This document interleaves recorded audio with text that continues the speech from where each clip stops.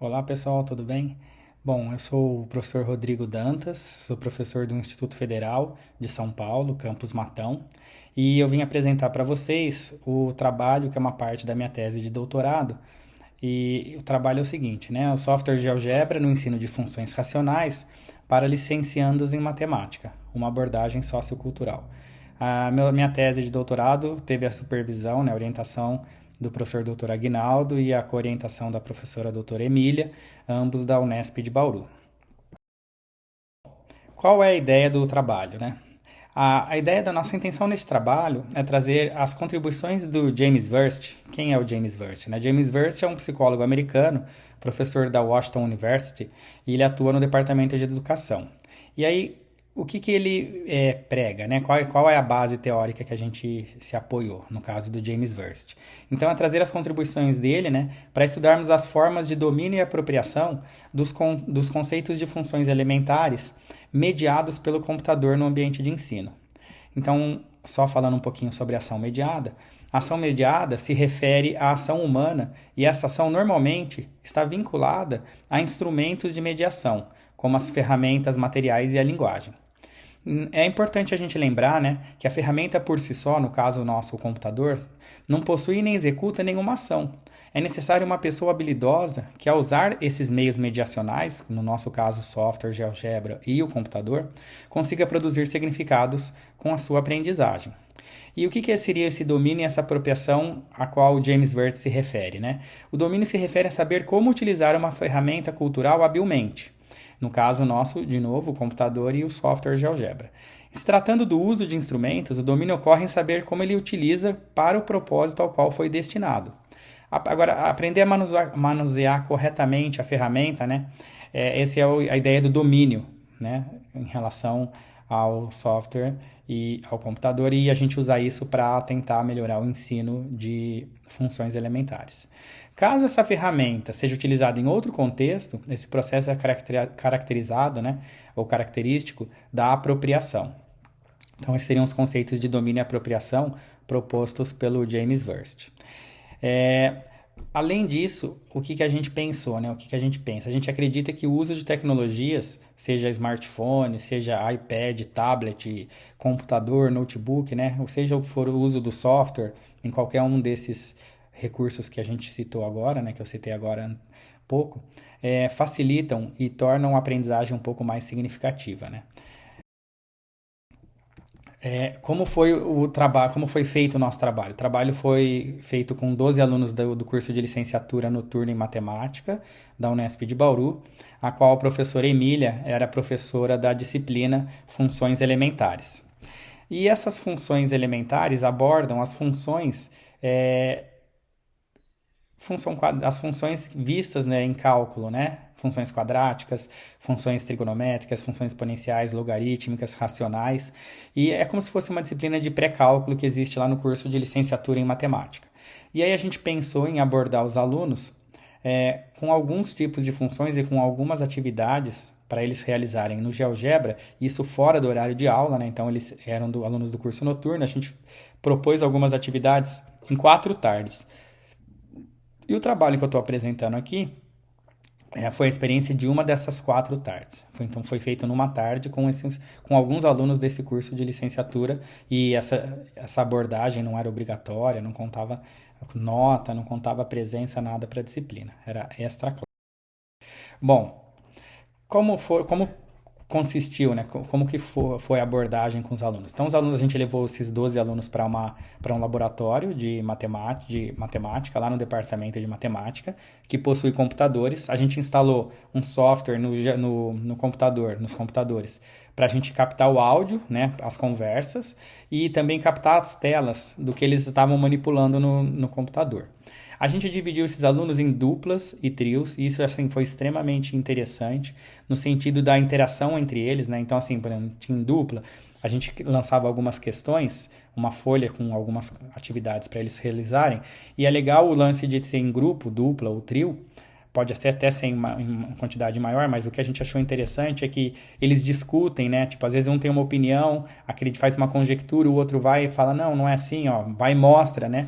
E aí o que que era legal? Justamente usar o software para mostrar. Alguém falava alguma coisa que o outro não estava de acordo, ele, vamos ver no software. Ou senão, olha só, veja aqui no gráfico, ó, se a gente movimenta isso, movimenta aquilo, não ia contra, né?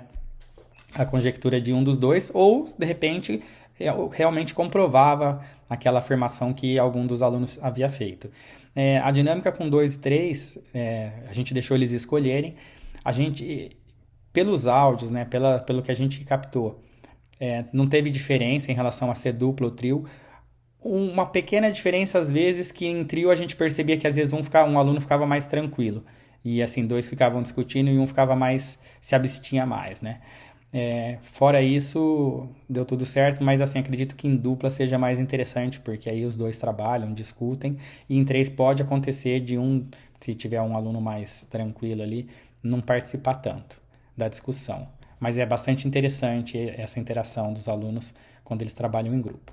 Então, como exemplo, né, peguei aqui, a gente colocou lá para eles numa folha, com algumas questões, como eu disse, e a gente entregou uma folha onde eles anotariam as respostas para depois a gente poder analisar, ouvindo o áudio e vendo a manipulação deles na tela, né? Então a gente via a resposta deles e tentava entender com o áudio e com a manipulação da tela como que eles tinham chegado naquela conclusão.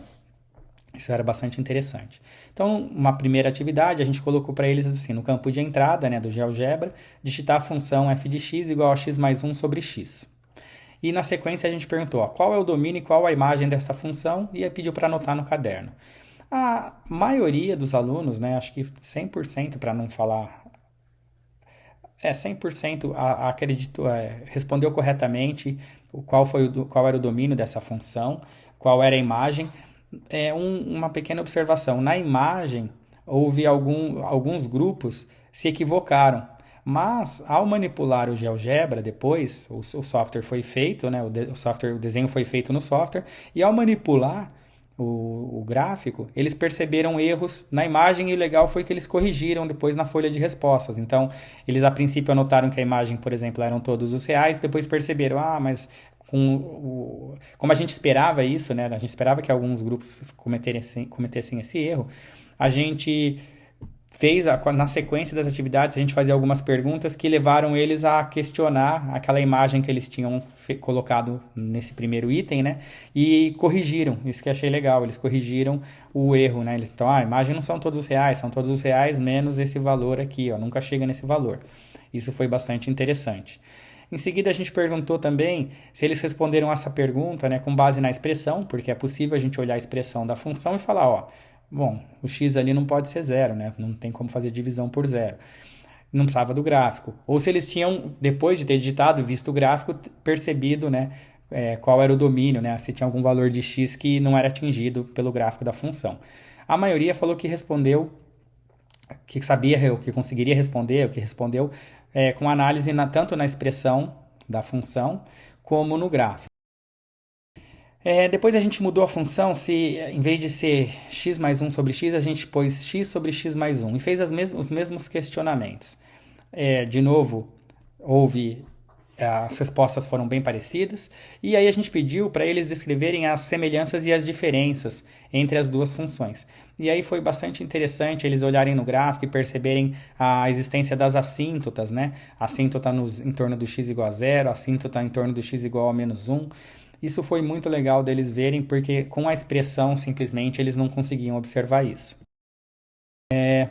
Aí aqui é um gráfico, por exemplo, da primeira função, né, x mais 1 sobre x, e a gente pedia para eles construírem esse ponto no gráfico, né, com essas duas perpendiculares ao eixo x e y, colocar o valor e movimentando isso aqui e perceber que a função nunca atingia o 1, por exemplo. Então, na imagem lá que eles tinham colocado todos os reais, eles perceberam que o 1 não era atingido e aí então excluíram o 1. Além disso, outra coisa bastante interessante foi que, numa das questões, os alunos responderam, quando o x vai aumentando aqui, a função vai tendendo a 1. Isso é interessante, até na fala, porque os alunos ainda não são alunos de cálculo, eles vão ter cálculo somente no semestre seguinte. Mas aqui já dá para ter uma boa ideia da ideia intuitiva de limite, né? Como a gente pode resposta dos alunos aqui, ó.